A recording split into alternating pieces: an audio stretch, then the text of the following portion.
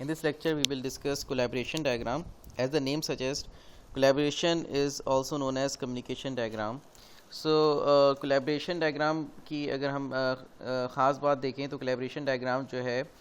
it's a type of interaction diagram. तो interaction diagram में हमारे पास कोलैबोरेशन डायग्राम भी आ जाती है और सीक्वेंस डायग्राम भी आ जाती है, जो हम मज़ीद आगे चल के देखेंगे। तो कोलैबोरेशन डायग्राम में जो ख़ास बात है वो ये कि इसके अंदर हम देख रहे होते हैं कि हर ऑब्जेक्ट को कि ऑब्जेक्ट कौन है, उसका क्या रोल है, और साथ ही साथ हम उसकी जो आपस में मैसेज पासिंग हो रही है उसके तहत हम जो भी यूज़ केस है उसकी जो डायनेमिक बिहेवियर है उसको हम आइडेंटिफाई कर रहे होते हैं। तो बिल्कुल सिंपलेस्ट अगर हम इसकी एग्जांपल देखें तो लेट सपोज़ यहाँ पे अगर आप देखें तो एक कॉलर ऑब्जेक्ट है और यहाँ से मैसेज पास हो रहा है, लेफ्ट रिसीवर एक्सचेंज के पास गया, यहाँ से मैसेज पास हुआ, secondly phone rings to the receiver and then third message passes again from the receiver which is answer phone। तो ये बिल्कुल एक सिंपलेस्ट वे में जो है वो एक एग्जांपल है। बाकी हमारे पास जो प्रीवियस हमने जो एग्जांपल हमने देखी थी उसकी ऑथर की, उसी को हम आगे चल के ये जो ऑथर वाली हमने एक्टिविटी डायग्राम की जो एग्जांपल देखी थी, इसी को हम एक एजाइल वे में हम अगर हमें कोलैबोरेशन डायग्राम बनानी है तो उसको हम मज़ीद डिस्कस करते हैं कि कोलैबोरेशन डायग्राम उसकी किस तरीके से बनेगी। तो यहाँ पे अगर हम कोलैबोरेशन डायग्राम की तरफ आएँ तो यहाँ पे हमारे पास अब ये जो एडमिनिस्ट्रेटर है वो अगर यहाँ पे हम जितने भी देखें तो ये सारे ऑब्जेक्ट्स हैं और इनके दरमियान जो है वो मैसेज पासिंग हो रही है, और उसके बाद सीक्वेंस भी कुछ हद तक यहाँ पे जो है वो स्टेप्स भी बताए हुए हैं कि आपके पास जो है वो किस तरीके से जो है वो काम हो रहा होगा। तो यहाँ पे सबसे पहले हमारे पास एडमिनिस्ट्रेटर है, उस एडमिनिस्ट्रेटर की तरफ से जो मैसेज पास हो रहा है वो क्या है, display pending comments to the library which is an instance of magazine class. फिर सेकेंडली यहाँ से क्या होगा कि आपके पास सबसे पहले रिक्वेस्ट गई डिस्प्ले पेंडिंग कमेंट्स, देन आपके पास सेकेंडली क्या हो रहा है, गेट पेंडिंग कमेंट्स, ये मैसेज पास हो रहा है टू ईच पोस्ट। अब यहाँ पे जो चीज़ समझने वाली है कि यहाँ पे अगर आप देखें तो यहाँ पे स्टैटिक लगा हुआ है कि अब यहाँ पे मल्टीपल रिक्वेस्ट जो है वो जा रही होंगी ईच पोस्ट के पास। मज़ीद अगर आप देखें तो यहाँ पे एक और जो रिटर्न जो है यहाँ से ये रिटर्न का सिंबल जो है यहाँ पे बना हुआ है, तो ये रिटर्न हो रही है, यहाँ पे जो पेंडिंग कमेंट्स हैं वो वापस रिटर्न हो रही हैं। तो यहाँ पे ये सेकंड स्टेप पे ये काम हो रहा है। अब सेकंड स्टेप के बाद अगर हम थर्ड स्टेप पे आएँ तो थर्ड स्टेप क्या है कि सेकंड स्टेप में हमारे पास क्या हुआ, गेट पेंडिंग कमेंट्स का मैसेज पास हो रहा है टू ईच पोस्ट, और साथ ही साथ जो है वो रिक्वेस्ट फॉर अप्रूवल भी जा रही है टू पेंडिंग कमेंट। अगर आप एक चीज़ गौर करें तो ये जो पेंडिंग कमेंट का ऑब्जेक्ट है यही सेम नेम हमने यहाँ पे रिटर्न पे रखा है। तो ये इट्स नॉट अ कोइंसिडेंस, यहाँ पे हमने क्या किया हुआ है कि हमारे पास जो है हमने शो किया हुआ है कि यहाँ पे सेकंड स्टेप में हमारे पास क्या हो रहा है, get pending comments to from each post, और साथ ही साथ जो है वो थर्ड स्टेप में जो है वो रिक्वेस्ट अप्रूवल भी जा रही है पेंडिंग कमेंट पे, और जैसे ही रिक्वेस्ट अप्रूवल जो है वो कहीं से आ जाएगी तो फिर हमारे पास क्या होगा, पेंडिंग कमेंट्स जो है वो रिटर्न हो जाएंगे। मज़ीद अगर हम देखें तो यहाँ पे अगर हम देखें तो ईच पोस्ट के बाद हम यहाँ पे मज़ीद जो है शो कर रहे हैं 2.1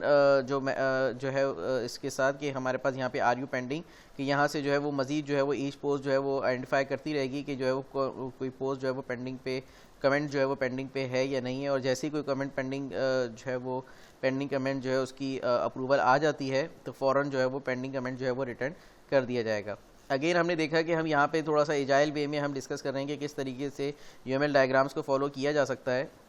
अगर हम स्टैंडर्ड यूएमएल की बात करें तो स्टैंडर्ड यूएमएल के अंदर यहाँ पे 2.1 या फिर हम डेसिमल में जो है वो नंबर्स नहीं लिख रहे होते, मगर यहाँ पे इस लिखने का मकसद सिर्फ और सिर्फ अंडरस्टैंडिंग को बेटर अंडरस्टैंडिंग है कि यहाँ पे हमारे पास जो गेट पेंडिंग कमेंट्स है, ये जो अगर कोई मेथड है तो हम कह रहे हैं कि इस मेथड में मज़ीद जो इनर मेथड है वो ये चेक कर रहा होगा कि आर यू पेंडिंग, वो इस तरह का काम कर रहा होगा। तो यहाँ पे हम कह रहे हैं कि if this is a method तो ये A1 मेथड है, उसी तरीके से A2, A3, A4 इसके अंदर मज़ीद जो है वो एक मेथड में मज़ीद जो है कोई ना कोई काम परफॉर्म हो रहे होंगे। तो यहाँ पे इस 2.1 का मकसद ये है।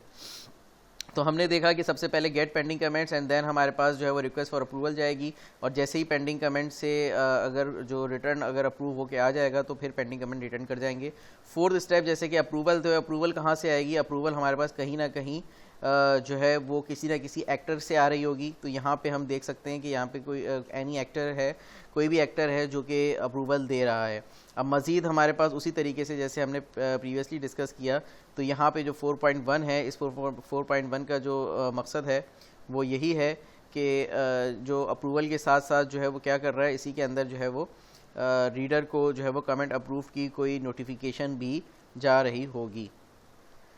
तो यहाँ पे अगर हम देखें तो कुछ हमारे पास जिस तरह से हमने डिस्कस किया, तो यहाँ पे कुछ चीज़ें हैं जो कि स्टैंडर्ड यूएमएल के थोड़ी सी अगेंस्ट हैं, मगर वो सिर्फ हमने अपने ईज़ के लिए, जो कि हम अगर ख़ुद से ड्रॉ कर रहे हैं, जो कि जिसके अंदर हम किसी टूल को इस्तेमाल नहीं कर रहे, तो उसके लिए हमने किया कि मज़ीद जो है वो यहाँ पे हमने एक तो डेसिमल पॉइंट्स का जो है वो यूज़ किया, जो कि स्टैंडर्ड यूएमएल में का पार्ट नहीं है। उसके अलावा यहाँ पे अगर आप देखें, जो हम यहाँ पे मैसेज पासिंग में यहाँ पे जो चीज़ें दिखा रहे हैं, जो एरो दिखा रहे हैं, ये एरो दरअसल हम यहाँ पे बताना चाह रहे हैं सिंक्रोनस कम्युनिकेशन, मगर सिंक्रोनस कम्युनिकेशन का जो सिंबल है उसके अंदर ये जो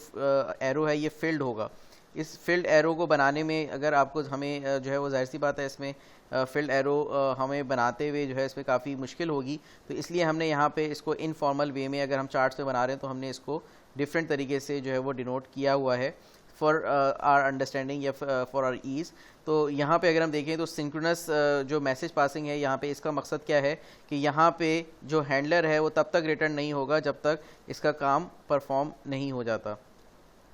तो यहाँ पे अगर हम देखें मज़ीद, यहाँ पे अगर हम देखें तो ये जो